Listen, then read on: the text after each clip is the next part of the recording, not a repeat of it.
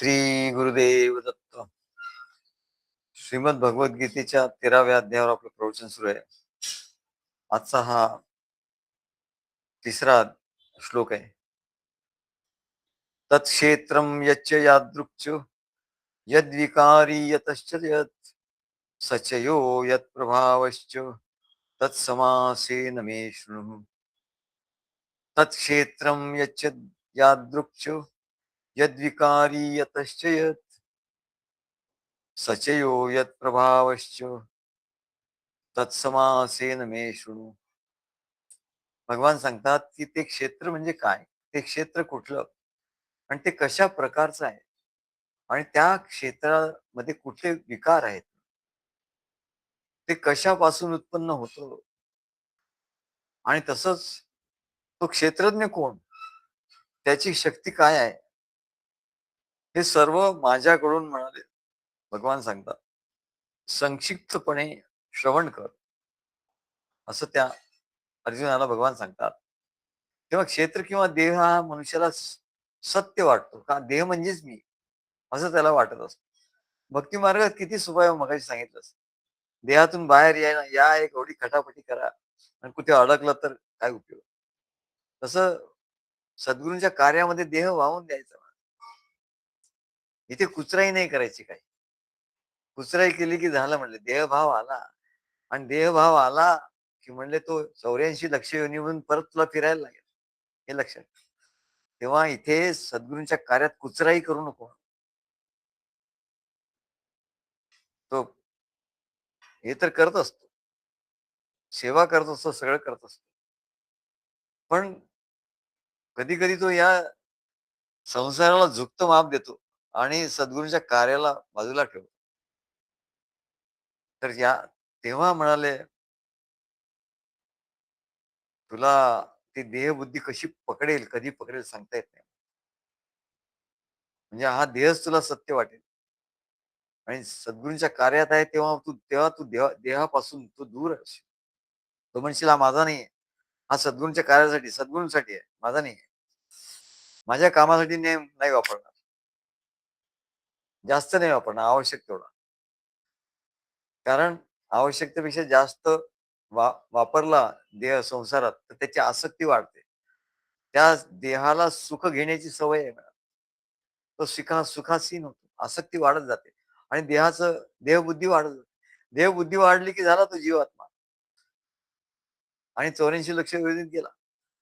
आणि सद्गुरूंच्या कार्यात जेवढी सेवा, जेवढं ज्ञान, जेवढं मनन चिंतन प्रेम भक्ती ज्ञान, सद्गुरु सहवास, सद्गुरु कार्याचा विस्तार, हे जेवढं घडेल त्याच्याकडून तेवढं तो देहापासून वेगळा होत चालला. म्हणा त्याला काही करावं लागत नाही, तो देहापासून वेगळा होत. आणि एखाद्या गोष्टी मनापासून वेगळं वेगळं होणं, मनाने वेगळं होणं, हेच तर खरं वेगळं होणं आहे. नाही तर मनात चाललेलं आहे की हॉटेलात जायचं जेवायचं चांगलं, परंतु प्रत्यक्ष जात नाही. मनात वाटतंय का ते चित्रपट बघायचा, खूप वाटतंय, पण तिकडे चित्रपट बघायला जात नाही, जाऊ शकत नाही. तर म्हणले मनाने जे कर्म केलं ना ते जास्त वाईट असतं. एखाद्या वेळेस शरीराने घडून गेला तर ठीक आहे, पण मन तिथे नाही तर तुम्हाला काही होणार नाही. तेव्हा त्याचं मन तर संसारात आहे, इतके सद्गुरूंच्याकडे येतो आणि चुळबुळ चुळबुळ त्याची चालू असते. बरोबर आहे. कधीतरी आवश्यक काम असेल तर बरोबर आहे. अगदी ऑफिसमध्ये जायचं असेल, ऑफिसमध्ये काहीतरी काम असेल, महत्वाचं काम असेल, ती गोष्ट बरोबर आहे. पण मुद्दाम काही नसताना उगाचच नातेवाईक म्हणतात म्हणून, कोणी म्हणतात म्हणून, बायको म्हणते म्हणून तो चालला, तर म्हणाले त्याची देहासक्ती वाढेल, देहभाव वाढेल. मग देहभावातून दूर जायचं तर सद्गुरूंच्या कार्यात गेलं पाहिजे. म्हणजे संसारापासून दूर गेलो म्हणजे देहभावातून दूर गेलो. एवढी साधी युक्ती आहे म्हणा. हे प्रॅक्टिस करायला पाहिजे म्हणा. त्यांचे घोरकडे याच्यातच असतात. ते कोणाला फोन करतात, काय करतात, त्यांच्या डोक्यात काहीतरी आयडिया येतात. मग ते आम्हाला फोन करतात. मग आम्ही सांगतो त्याला फोन करा, हे करा, ते हे प्लॅन करा, ते अमुक करा, याला बोलवा. ते सगळं तेच करत असतात. त्यांचं मन ते संसारात नाहीये. ते सद्गुरूंच्या कार्यातच असतं. असं झालं पाहिजे म्हणा. तेव्हा नाहीतर म्हणाले आसक्ती वाढत जाते आणि काम क्रोधादी विकार निर्माण होतात. हे सांगितलंय ना. तत्क्षेत्रम यच्च यादृक्ष यद्विकारी.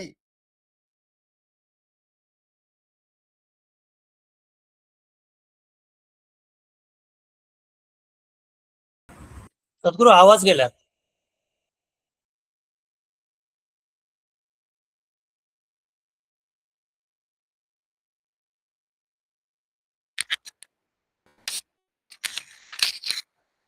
सद्गुरूंच्या कार्यातून तो जरा जरी बाजूला झाला की म्हणाले काम क्रोधादी विकार हे टपून बसले ते त्याला पकडणार. आसक्ती, मोह त्याला पकडणार.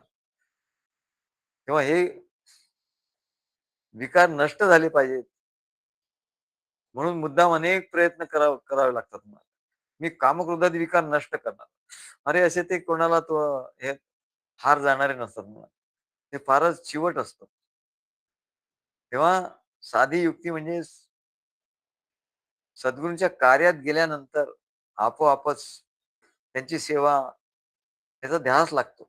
त्यांचं प्रेम, त्यांची भक्ती आणि सद्गुरू ज्ञान देतात, की हा देह मिथ्या कसा आहे? अरे हा देह मिथ्या आहे म्हणा, खोटा आहे. हे ज्ञान दिल्यावर त्याचं मनन, चिंतन करता, करता, करता ते शिष्याच्या ठिकाणी दृढ होतं. शिष्याच्या ठिकाणी एकदम दृढ होतं. मग त्याला लक्षात येतं, की आपण हे काय देह म्हणजे आपण नाही. म्हणजे लक्षात आपल्या देहाकडे बघून आले काय हा मी आहे, हा मी असू शकत नाही म्हणा. हळूहळू त्या देहाचा विसर पडतो त्याला. आणि देह नावाची काही गोष्ट आहे असं कळतच नाही. की देह नावाची काही गोष्ट आहे असं. देहबुद्धी ते आत्मबुद्धी करावी असं रामदास स्वामी सांगतात. देहे बुद्धी ते आत्मबुद्धी करावी. मी देह आहे बुद्धी टाकून देऊन आत्मबुद्धी करावी. मग कशी होईल? सदा संगती सज्जनांची धरावी. किती सोपं सांगितलं. पहिली ओळ एकदम कठीण आहे. देहबुद्धी ते आत्मबुद्धी करावी. अरे बापरे! कसं करणार ते? तर त्यांनी लगेच सोल्युशन सांगून टाकलं. सदा संगती सज्जनांची धरावी. सद्गुरूंच्याकडे जाऊन बसायचं बस झालं. की मग देहबुद्धी आत्मबुद्धी कधी झाली काही कळणारच नाही. मग असं चिंतन मनन त्याचं सुरू झालं सद्गुरूंच्या ज्ञानाने, की हा देह मिथ्या आहे, देह मिथ्या आहे. मग काम क्रोधादी विकार उठणारच नाही म्हणाले. देहच मिथ्या झाला, खोटा झाला. त्याला काम कसं उठणार, क्रोध कसा उठणार? आणि मग त्यांचा नाश करण्याची खटपटच करावी लागणार नाही. काम क्रोधादी विकारांना काढण्यासाठी खटपटच करावी लागणार नाही. काय आमचे महाराज एक गोष्ट सांगायचे. एक सद्गुरूंचा भक्त होता. तर त्या एक दिवस त्याच्या घरात गुंड प्रवृत्तीचे लोक आले आणि येऊन बसले हातात काठ्या, लाठ्या वगैरे घेऊन. आणि त्याला सांगितलं, की "तू बाहेर निघ" म्हणाले. त्याला दमदाटी करायला लागला, की "तू बाहेर निघ" म्हणून. मग तो सद्गुरूंच्याकडे गेला.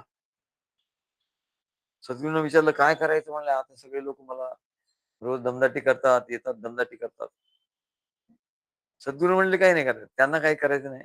त्यांना काही बोलायचं नाही. तू म्हणले तुझ्या घराजवळ कुठली व्यायामशाळा वगैरे आहे का? कुस्ती पैलवान वगैरे आहे का तिथे कोणी? तर त्याच्याकडे जा" म्हणले. "त्याला थोडे पैसे दे, फी दे त्याला आणि त्याला सांग, की तुझं काम काही नाही. तू मोठा एक दंडा घे हातात आणि माझ्या घरी येऊन खुर्चीवर बसायचं. एवढंच कर" म्हणा. मग त्यांनी त्या पैलवानाला सांगितलं. पैलवान अगदी मिशावर ताव देत वगैरे हातात मोठा दंडा, भला मोठा दंडा घेऊन बलदंड शरीर आणि तो तिथे आला आणि त्या घरात जाऊन बसला. थोड्या वेळाने ते लोक आली याला मारायला. तेव्हा त्यांनी पाहिलं, तिथे हा मोठा पैलवान बसलाय. त्यांची पाचावर धारण बसली. अरे आता कसं करणार? आपण याला मारायला यांच्या इथे पैलवानला बसवलंय.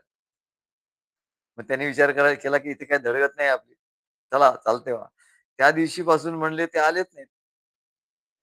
तसं सद्गुरू सांगतात, "अरे काम क्रोधातील हे आहेत ना विकार वगैरे सगळे, यांना हाकलायच्या भानगडीत पडू नको. तुझ्या बसचा रोग नाहीये म्हणाल्या. तिथे तुझ्या हृदयामध्ये सद्गुरूंना आणून ठेव.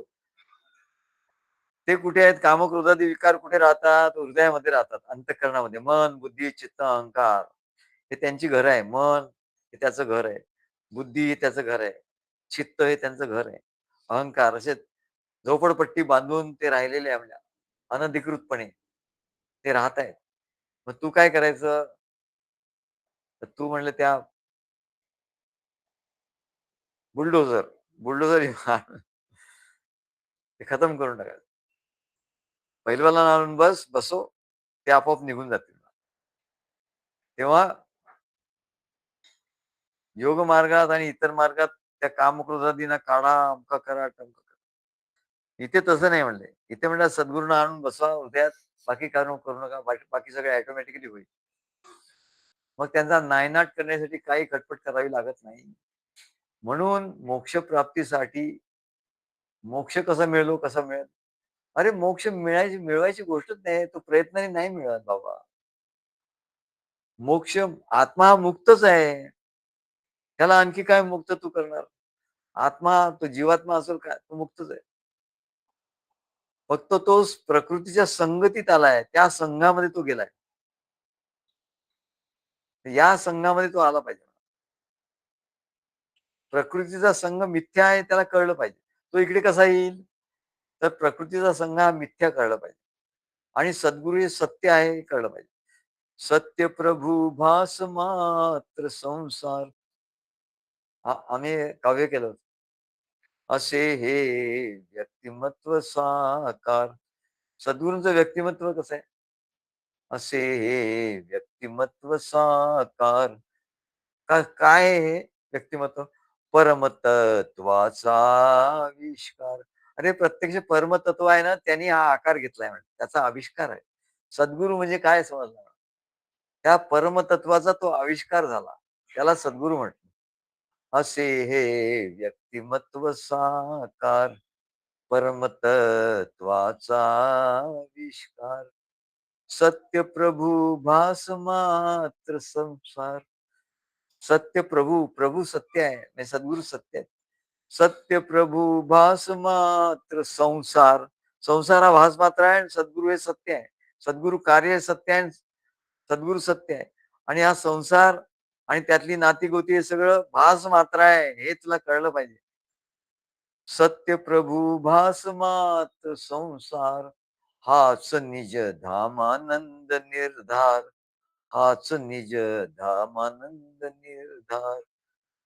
बे हाच निज धामानंद निर्धार.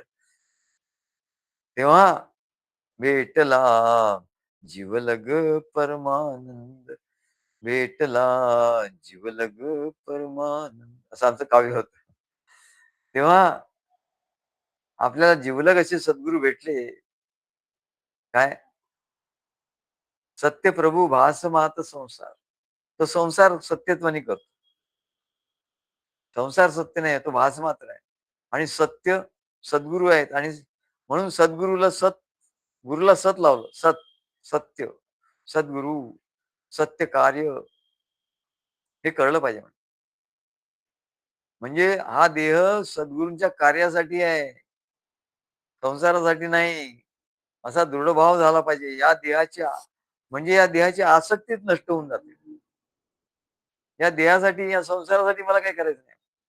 मला सद्गुरूंच्या कार्यासाठी करायचं बस. That's all. मग या देहाची आसक्ती आपोआपच निघून जाते. आणि भक्तीमध्ये या देहाचं पूर्ण समर्पण होतं. आणि भक्ती म्हणजे काय? समर्पण. हा देह वाहिला हा देह तुझी या चरणी. देहाचं संपूर्ण समर्पण झालं म्हणजे देह सोडला की नाही? देहाचं महत्व सोडलं. देहाची आसक्ती सोडली. योग मार्गासारखं काही तर देह सोडायला लागत नाही. देह सोडून तू बाहेर जाशील, परंतु परत येशील, कारण आसक्ती गेली नाही. पण इथे संपूर्ण देहाचं समर्पण झाल्यामुळे त्या देहाचा अहंकार राहिला नाही, देह बुद्धी राहिली नाही, देहभाव राहिला नाही. देहभावाचा आपोआप त्याग झाला. याला सदेह मुक्ती असं म्हणतात. या देहात राहूनच या देहभावाचा देह अहंकाराचा त्याग झाला. कारण देहाचं समर्पण सद्गुरूंच्या कार्यासाठी झालं. तर त्याला सदेह मुक्त असं म्हणतात. सदेह मुक्ती त्याला प्राप्त झाली. मुक्तीसाठी त्यांनी प्रयत्न केले. त्यांनी सद्गुरूंच्या कार्यासाठी प्रयत्न केले. भक्तीसाठी प्रयत्न केले. तो सदेह मुक्त झाला आणि जेव्हा शरीर निघून जाईल, तेव्हा तो विदेह मुक्त. तेव्हा सदेह मुक्ती आणि विदेह मुक्ती. सदेह मुक्ती असेल तर नुसतं देह पडला तरी विदेह मुक्ती प्राप्त झाली. तो विदेह झाला. नाहीतर काही महात्मे असतात ते देहात असतानाच विदेह असतात. देही असोनी विदेही. ते वेड्या पिशेसारखी का करतात? तर म्हणले त्यांना विदेहावस्था असते. त्या देहाचा त्यांना काय संग नसतो. ते विदेहमुक्त म्हटलं. पण दोघांची अवस्था सारखीच. तो सदेहमुक्त असो ना ते विदेहमुक्त. तो मुक्तच आहे. फक्त तो देहामध्ये राहतो. म्हणून लोकांचं कल्याण करू शकतो. आणि तो त्याला लोकांचं कल्याण करण्याची काही पडलेली नाही. तो म्हटला, "मी आपल्या आनंदात आहे. मला काही कोणाला मंत्र द्यायचा नाही, कोणाला काही ज्ञान सांगायचं नाही, कोणाच्या मागे लागायचं नाही. तू ये रे, मंत्र घे रे." लज्जास्पद गोष्ट आहे ना, की या नाही मग मी आता असं करत नाही, मी तसं करतो, आणि हे करतो, आणि ते करतो. नंतर येईन, मग येईन. काय लाज वाटण्यासारखी गोष्ट आहे. तेव्हा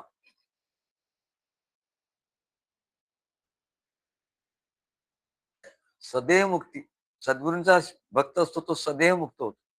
तो कुठे जात येत नाही म्हणजे. त्याचा या देहामध्येच प्राणाचं उत्क्रमण होत नाही. त्याचं प्राणोत्क्रमण उत्क्रमण म्हणजे म्हणजे वरती बाहेर जाणे. प्राण बाहेर जाणे जातच नाही त्याचे प्राण. त्याचं प्राणोत्क्रमण होत नाही. त्याचा देह पडतो. देह निघून जातो. प्राण आहे तिथे तिथे जी सर्व गोष्टी जिथल्या तिथे असतात. तो कुठे सदा संचला येतना जात काही.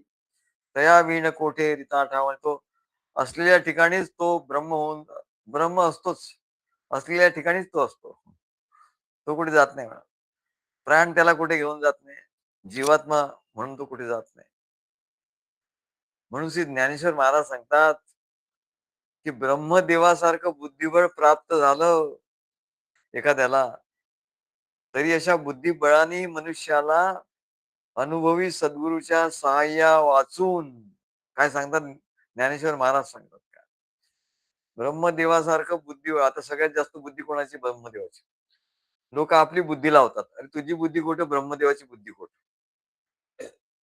ब्रह्मदेवासारखं बुद्धिबळ जरी तुला प्राप्त झाला एक वेळ, तरी तशा बुद्धिबळानेही मनुष्याला अनुभवी सद्गुरूंच्या सहाय्या वाचून या क्षेत्रज्ञाचं ज्ञान यथार्थ स्वरूप समजू शकत नाही.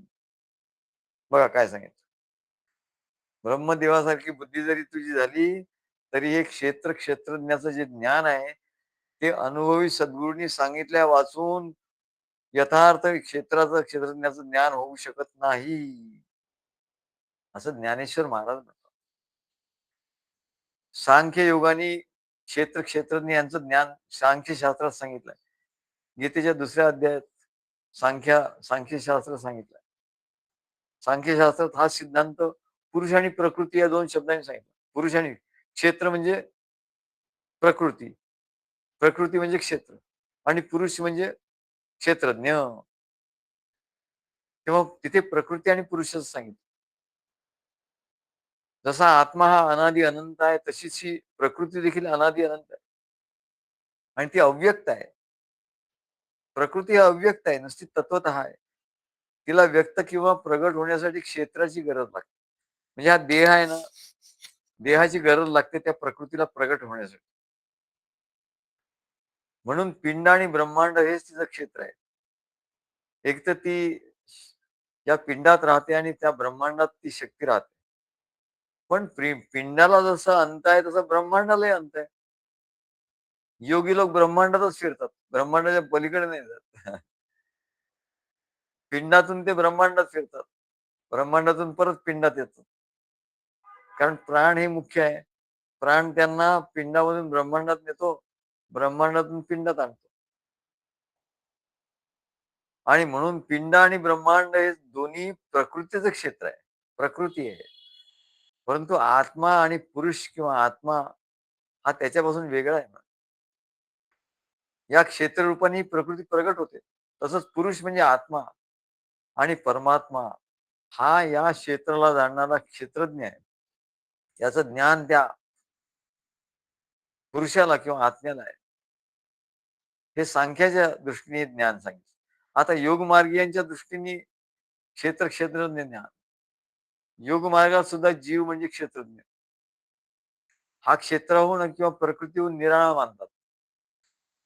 तो असंग आहे. पण तो अज्ञानाचं पांघरून घेतल्यामुळे स्वतः प्रकृतीशी, क्षेत्राशी म्हणजे देहाशी ऐक्य पावतो. वारंवार ऐक्य करतो. देह मीच असंच म्हणतो. म्हणजे देह मी हा भ्रम त्याला कायम राहतो.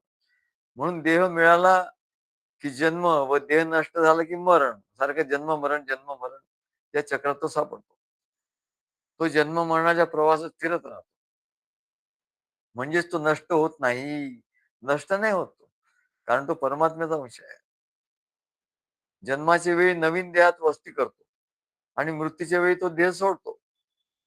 अशी त्याची अनंत यात्रा सुरू असते. तेव्हा देह धारण करणं आणि सोडणं याला क्रिया असं म्हणतात. देह म्हणून त्याला क्रियायोग ते म्हणतात. क्रियायोग. देह धारण करणं सोडणं हा क्रियायोग. त्याला क्रिया म्हणतात आणि ही क्रिया चैतन्य शक्तीमुळे अनुभवाला येतात. क्रिया ह्या चैतन्य शक्तीमुळे अनुभवाला येतात. आता सांगतात सद्गुरूंच्या परंपरेच्या कार्यरूपाने क्षेत्र आणि क्षेत्रज्ञाचं ज्ञान सांगतात. हा क्षेत्र परमात्मा सद्गुरू रूपाने अवतार घेऊन येतो आणि आपल्या भक्त शिष्यांना या क्षेत्रज्ञाचं ज्ञान देतो. अत्यंत गुह्य असं ज्ञान देतो. आणि त्या ज्ञानाचा प्रत्यक्ष अनुभव त्यांना यावा म्हणून तो परंपरेचं कार्य सुरू करतो. अनुभव आला पाहिजे ना. आणि कार्य हेच त्याचं क्षेत्र होय. आणि सद्गुरू हेच त्या क्षेत्राला पूर्णपणे जाणतात म्हणून ते क्षेत्रज्ञ. सद्गुरू एक क्षेत्रज्ञ आणि कार्य जे सद्गुरूंचं आहे ते क्षेत्र. क्षेत्रज्ञ हे परमात्मा स्वरूप असतात आणि ते या कार्यरूपी क्षेत्राचं ज्ञान आपल्या भक्तांना आपल्या प्रवचनातनं भक्त शिष्यांना देत असतात. आणि त्यांच्याकडून ते प्रत्यक्ष कार्य करून घेतात. नुसतं ज्ञान देऊन सोडून देत नाही मला. त्यांच्याकडून या कार्यात त्यांना आणतात. त्यांना काहीतरी काम देतात.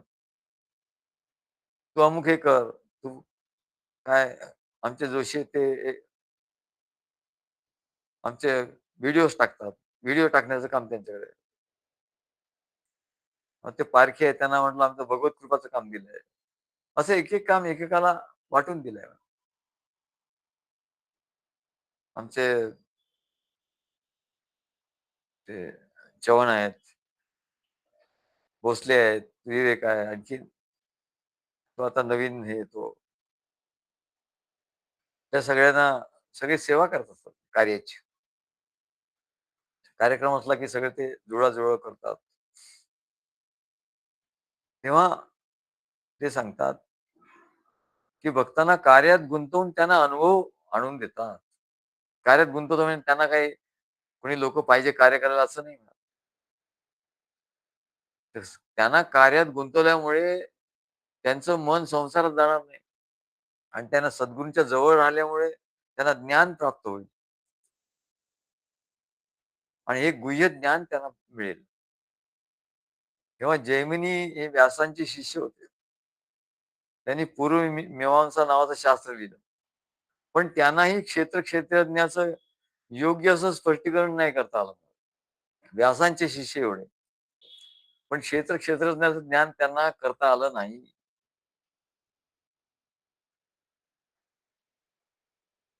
ते तिथे अडकले म्हणतात क्षेत्र.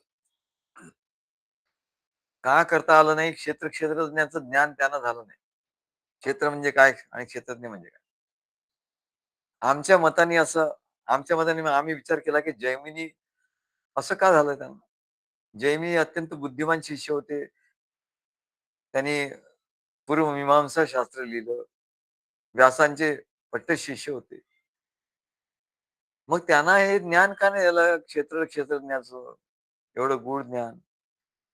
तेव्हा ते व्यासांचे शिष्य होते, बुद्धिमान होते. पण त्यांनी काय केलं, म्हणले व्यासांचं जे वचन होतं, तेच चूक आहे असं म्हणलं. आता सद्गुरूंचं वचन, सद्गुरू तुम्ही म्हणता ते बरोबर, पण ते बरोबर नाही आहे.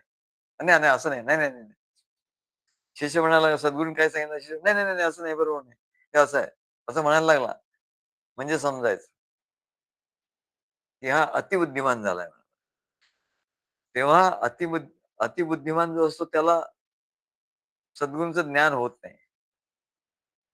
तेव्हा त्यांनी व्यासांचे शिष्य होते, जैमिनी. त्यांनी व्यासांचं वचनच चुकीचं आहे असं सांगितलं. व्यासांनी व्यास ग्रंथ लिहित होते आणि त्यांनी आपल्या शिष्याला दाखवले, बघ हे वचन मी लिहिलंय, कसं काय वाटलं तुला? बलवान इंद्रिय ग्रामे विद्वांसमपि कर्षति. बलवान इंद्रिय ग्रामे विद्वांसमपि कर्षति. अरे, हे इंद्रिय रूपी इंद्रियाचं ग्राम म्हणजे हा जो देह आहे ना, इंद्रियाचं गाव आहे म्हणा. इथे विद्वानातला विद्वान जरी असला, बुद्धिमानातला बुद्धिमान जरी असला, तरी तो आकर्षित होतो. कधीतरी तो आकर्षित होतो ना. विश्वामित्र मेनका हे त्याचं उदाहरण आहे. अशी अनेक उदाहरण. पण त्यांनी हे वचन व्यासानं सांगितलं की नाही, हे खोटं वचन आहे. हे वचन बरोबर नाही. विद्वांसन नापि कर्षति असं. बलवान इंद्रिय ग्रामे विद्वांसन नापि कर्षति. विद्वांसम अपि कर्षति असं लिहिलं होतं व्यासाने. त्याने सांगितलं न लावला, नाट लावला. विद्वांसन नापि कर्षति. विद्वान लोक नाही, बाकीचे लोक आकर्षित होतात. त्यांना देहबुद्धी होते, संसाराची बुद्धी होते, पण विद्वान लोक. मग व्यासांनी एक युक्ती केली. तेव्हा जैमिनीला पटलं नाही म्हणे. तो म्हणाला, की विद्वान लोक आकर्षित होत नाही, ज्ञानी लोक आकर्षित होत नाही. कारण की त्यांची देहाबद्दलची आसक्ती नष्ट झालेली असते. त्यांचे कामक्रोधाचे विकारही नष्ट झालेले असतात. परंतु या जैमिनीचे कामक्रोधाचे विकार नष्ट झाले नव्हते, दबलेले होते. म्हणून व्यासांनी क्षेत्रज्ञ ज्ञानाचा अनुभव त्याला यावा. क्षेत्रज्ञाच्या ज्ञानाचा अनुभव त्याला नाही, कारण त्याच्या ठिकाणी कामक्रोधाचे विकार आहे. म्हणून एक युक्ती केली. व्यासानीच एका सुंदर युवतीचं रूप घेतलं आणि जैमिनी ज्या वनात आपला पूर्व मीमांसा ग्रंथ लिहित होता, त्याला वाटलं आपण मोठे विद्वान आहोत, ग्रंथ लिहायचा आपल्याला. आमचे एक विद्वान शिष्य असे, की त्यांना ग्रंथच लिहायचे होते. ग्रंथ लिहिले. आमच्यापेक्षा जास्त ग्रंथ लिहिले, 48 ग्रंथ. पण त्याचं मॅटर कुठलं, तर आमचंच मॅटर घेऊन त्यांनी 48 ग्रंथ लिहिले. तेव्हा तसा हा विद्वान होता. तेव्हा वेदव्यास ऋषी त्यांनी एका सुंदर युवतीचं रूप घेतलं आणि जैमिनी तो ग्रंथ लिहित होता तिथे ते आले आणि आजूबाजूला ती हिंडू लागली आणि गोड सुरात गाणं गुणगुणायला लागली. प्रथम जैमिनीने तिच्याकडे जरा दुर्लक्ष केलं. जाऊ द्या, येतात म्हणे. पण जसजसं तिच्या सौंदर्याकडे त्यांचं लक्ष लागायला लागलं. संगती म्हणतात ना, संग, आणि संसाराचा संग लागायला लागला. तिच्याकडे आकर्षित झाले. ती जसं म्हणेल तसं करायला लागले. शेवटी तिने सांगितलं, की तुम्ही मला खांद्यावर घ्या. तिने खांद्यावर घेतलं आणि मला फिरवा, खांद्यावर घेऊन तिला फिरवलं. शेवटी असं झालं, की त्यांनी खाली त्यांचं लक्ष गेलं. खाली त्यांनी बघितलं तर त्यांनी ते पाय असे धरले होते. त्या पायात त्यांना खडावा दिसल्या आणि पाय म्हणजे वयस्क माणसाचे पाय दिसले. हे सुंदरीचे पाय नाही आहे. त्यांना एकदम खाडकन जागे झाले. आपल्या सद्गुरूंची पावलं आहेत.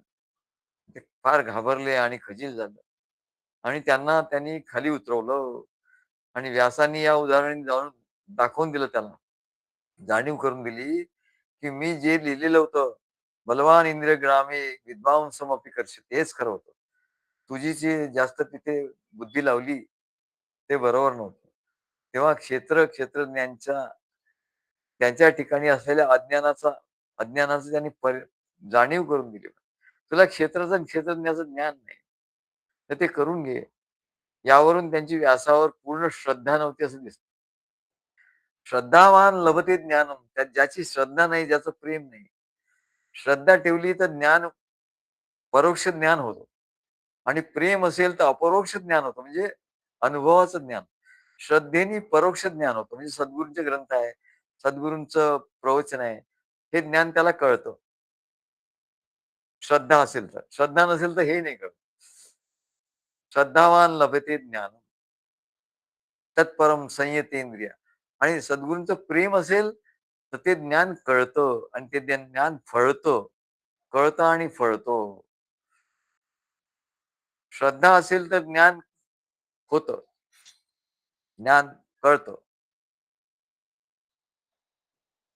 आणि श्रद्धा नसेल तर ज्ञान कळत नाही मला. आणि श्रद्धा असेल तर परोक्ष परोक्ष ज्ञान होतं. आणि प्रेम असेल तर अपरोक्ष ज्ञान होतं. प्रेम असेल तर अपरोक्ष ज्ञान होतं. म्हणजे अनुभवाचं ज्ञान होतं. आणि हे ज्ञान झालं तरी सद्गुरू प्रसन्न होतील. सद्गुरू हे सगळं ज्ञान झालं, तो ज्ञानी झाला.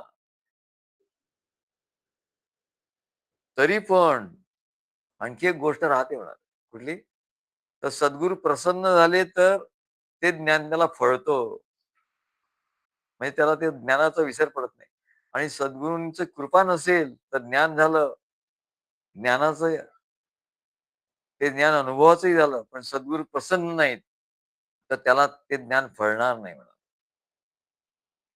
म्हणून शंकेखोर मनुष्याला हे ज्ञान कधीच होत नाही. जसं म्हणले जमिनीचा मालक माझी जमीन म्हणतो, म्हणून तो मालक होतो.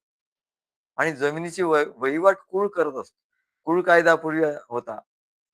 कुळ कायदा म्हणजे जो कसेल त्याची जमीन. मालक वेगळा असतो आणि जो कसतो त्याची जमीन असते. त्याला कुळ कायदा. ब बऱ्याच जमीनदारांची जमीन कुळ कायद्यात गेली. तेव्हा कुळ म्हणजे प्राण. हा प्रकृतीचा भाग आहे. हे क्षेत्र आहे. याच्यात प्राण हा कुळ आहे. या प्राणाला यातलं सगळं शेती करायला दिलंय. हा देह आहे ना, तो व्यवस्थित चालवायला दिलाय प्राणाला. हा प्रकृतीचा भाग आहे. जसं ही प्रकृती, कुळच त्या शेतीची सर्व कामं करतो. कुळ म्हणजे प्राण. त्या शेतीची सगळं काम करतो. श्वासोश्वास चालू आहे. रक्तप्रवाह सुरू आहे. हे सगळं प्राणामुळे. हे सुरू आहे म्हणजे काम. तसं शेतीतून पीक निघतं. तसंच प्रकृतीच माणसांना, म्हणजे प्रकृतीच प्राणांना प्रेरणा देते आणि चेतना देऊन या देहाचे सर्व कार्य करून घेते. पण जीव या जमिनीचा मालक असतो. तो काय म्हणतो? तो करत काहीच नाही मालक. कुळच सगळं करतं. पण जमिनीचा मालक तो जीव, तो काय म्हणतो? मीच मालक आहे. पण काम तर काहीच करत नाही म्हणा. म्हणून तो जमिनीचा मालक म्हणतो, तर मालकाला सगळ्या जबाबदाऱ्या येतात.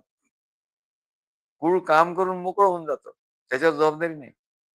पण जो मालक कोणी विचारणार? गव्हर्नमेंटचा माणूस आला तर मालक कोण आहे? आणि मालकाला काही दंड करायचा असेल, काही फी घ्यायची असेल, तर त्या मालकाला नोटीस देतो. त्या कुळाला नाही देत म्हणा. तसा हा जीव या देहाला, देहाचा मालक बनून बसतो, तेव्हा त्याला त्या त्याची जबाबदारी, पाप पुण्याची जबाबदारी, चांगल्या वाईट गोष्टीची, त्याचा परिणाम त्याच्यासाठी तो जबाबदार धरला जातो. तो जमिनीचा मालक म्हणून सगळं अधिकार, जबाबदारी त्याच्याकडे येते. तसं जीव हा स्वतःला या देहाचा मालक समजतो आणि पाप पुण्यरूपी फळाची जबाबदारी त्याच्यावर येऊन पडते. त्यांनी जर असं समजलं नाही की हा देह सद्गुरूंचा आहे, माझा मालकीचा नाही आहे, वाहिला हा देह त्याला वाहून दिला मी, मालकी सद्गुरूंच्याकडे देऊन टाकली, ईश्वराकडे देऊन टाकली, तर तो निसंग होतो. आणि निसंग झाला सत्संगे, सत्संगे निसंगत्वम, निसंगत्वे निर्मोहत्वम असं आहे. सत्संगत्वे निसंगत्वम, निसंगत्वे निर्मोहत्वम, निर्मोहत्वे, या निर्मोहत्वामुळे अनासक्ती होते. आणि मग पाप पुण्याची फळं त्याला भोगावी लागत नाही. त्याचं प्रारब्ध राहत नाही, काहीच राहत नाही. प्रारब्धही पळून जातं. त्याचं संचित क्रियामान प्रारब्ध सगळं पळून जातं. नष्ट होऊन जातं. निसंग होतो. पण कशाने? सत्संगत्वे निसंगत्व, निसंगत्वे निर्मोहत्व, निर्मोह. आणि निर्मोही झाल्यामुळे अनासक्त होतो. अनासक्त विषय भोगी देही असोनी विदेही. मग देहात राहतो की नाही, संसारात राहतो की नाही, राहतो. देही असोनी विदेही. मग त्याला विदेह मुक्त नाही, त्याला सदेह मुक्त असं म्हणतात. तेव्हा जीव आपला खरं स्वरूप जाणतो, तेव्हा त्याला स्वतःला व्यापक असा तो जाणतो. तेव्हा ईश्वर देहात असूनही व्यापकपणे सर्व देहात तो असतो. म्हणून भगवान म्हणतात की मी सर्व देहामध्ये. तो स्वतःला असंग मानतो या देहात असून. जीव मात्र एका देहात असून स्वतःला व्यापून बसतोय, म्हणतो की हेच माझं देह आहे. म्हणून तो स्वतःला मर्यादित करून घेतो.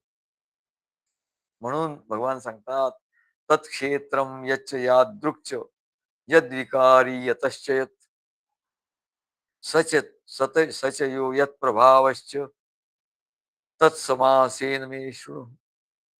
आणि हे कशामुळे होतं हे आता पुढच्या श्लोकामध्ये मी भगवान सांगणार आहेत. ते आपण पुढच्या वेळी ऐकूया. श्री गुरुदेव दत्त.